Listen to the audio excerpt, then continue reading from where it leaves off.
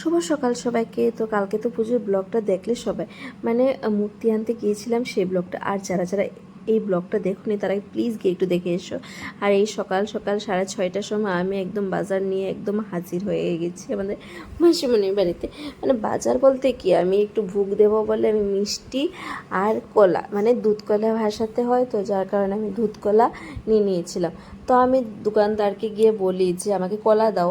তো আমি তো নামটাই ভুলে গিয়েছিলাম যে কী কলা দিতে হয়। তো আমি দোকানদারকে গিয়ে বলি যে আমাকে মা মনসার পুজোতে যে কলাটা লাগে ওই কলাটা আমাকে দাও। আর উনি নাকি চাম্পা কলা আমাকে দিয়ে দিয়েছেন, কারণ চাম্পা কলা তো পুজোতে লাগে না, মানে পুজোতে লাগে মানে দুধ কলা বাসাতে গেলে নাকি ওইখানে সফরি কলা দিতে হয়। তো আমি তো সেটা আনি, প্রত্যেকবার আমার সাথে এই ঘটনাটা হয়। তো আর কী করবো বলো। তারপর মাসিমণিকে বলেছিলাম যে না, আমার জন্য কিছু নিয়ে এসো, তো মাসিমণি নিয়ে আসবে। আর এইদিকে আমরা সবাই একদম ফল কাটাতে ব্যস্ত হয়ে গেছে, কারণ সব কিছু তো গুছাতে হবে তাড়াতাড়ি, কারণ 9:30টার পরে নাকি পুজোতে বসে যাবেন অলরেডি মামা। তো যার কারণে হয়ে গেল। তো এইদিকে 9টা মোটামুটি বেজে গেছে। তো আমি ভাবলাম যে না, স্ত্রীকে নিয়ে চলে আসি, কারণ স্ত্রী তো ঘুমাচ্ছিল, ওকে রেখে নিয়ে আসছিলাম বাড়িতে। তো এখন ভাবলাম যে না, স্ত্রীকে গিয়ে নিয়ে আসি। তো আমি সব কিছু মোটামুটি একটু পরে তারপরে আমি চলে আসলাম স্ত্রীকে নেওয়ার জন্য। কারণ আর এদিকে দেখো, এই যে সুন্দর একটা আলপনা এঁকেছে আমার একটা মিষ্টি বোন আছে, সেই মিষ্টি বোনটা সেই আলপনাটা এঁকেছে। এই দেখো সেই মিষ্টি বোনটা যে মার সামনে এত সুন্দর আলপনা করেছে, দাঁড়াও তোমাদেরকে দেখাচ্ছি। এই দেখো এত সুন্দর আলপনাটা, পদ্ম ফুল একটা এঁকেছিল, মানে লোটাস, খুব সুন্দর এঁকেছে, সত্যি আমার খুব ভালো লেগেছে। তো চলো আজকে এখন বাড়ি চলে যাই। মামা হাই করে দাও। হাই, টাটা টাটা, বিউ বিউ বিউ বিউ। মাম্মা গাড়ি চালো, গাড়ি চালো।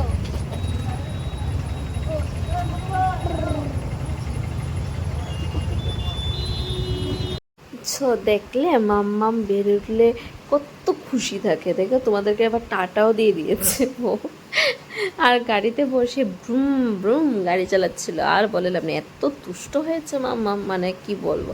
আর এখানে এসে সবাইকে দেখে তো চুপচাপ বসে আছে, কারণ ও ঘুম থেকে উঠেই স্নান টান করে এখানে চলে এসেছে, যার কারণে একটু ভয়ও লাগছিল ওর, মানে হঠাৎ করে এত শব্দ, তারপরে গাড়ির আওয়াজ সব কিছু মিলিয়ে ও একটু ভয় পেয়ে গিয়েছিল, যার কারণে চুপচাপ আমাকে ধরে বসে আছে। আর এদিকে মোটামুটি পুজো পুরো স্টার্ট হয়ে গেছে, মামাও পুজোতে বসে গেছে।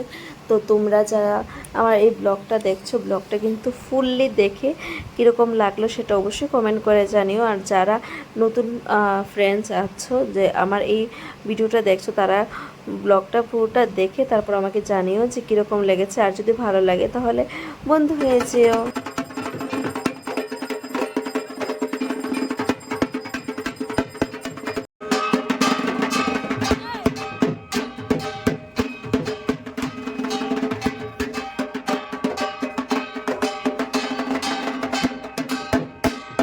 তারপরও পুজো শেষে সব সময় মাসিমণির বাড়িতে ভোগ লাগানো হয়, যে কোনো পূজাই বলো, মনসা পুজো বলো, গোপালের পুজো বলো, তো দুর্গা পুজো বলো, সব সময় মাসিমণি ভোগ লাগা। আর সেই মাসিমণি দেখে আমারও ইচ্ছা হয়েছে ঠাকুরকে কিছু ভোগ দিয়ে রান্না করি।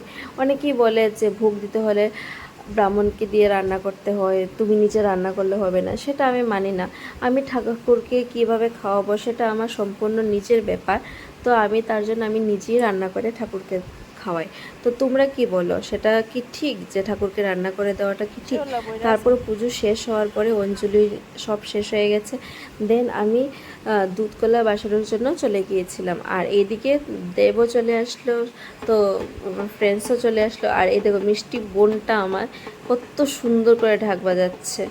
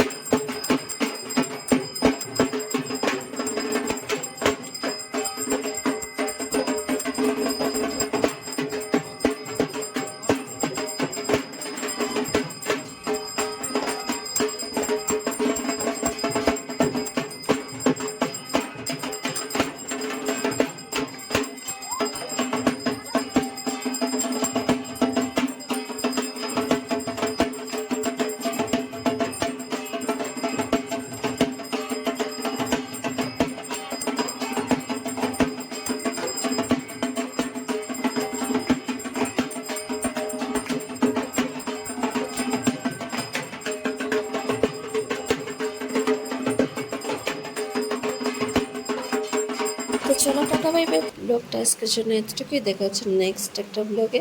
তো আমার পুজোর দুটো ব্লগ কীরকম লাগলো সেটা অবশ্যই কমেন্ট করতে ভুলিও না। আর দশমীর ব্লগটার জন্য রেডি থাকো। চলো টাটা বাই বাই।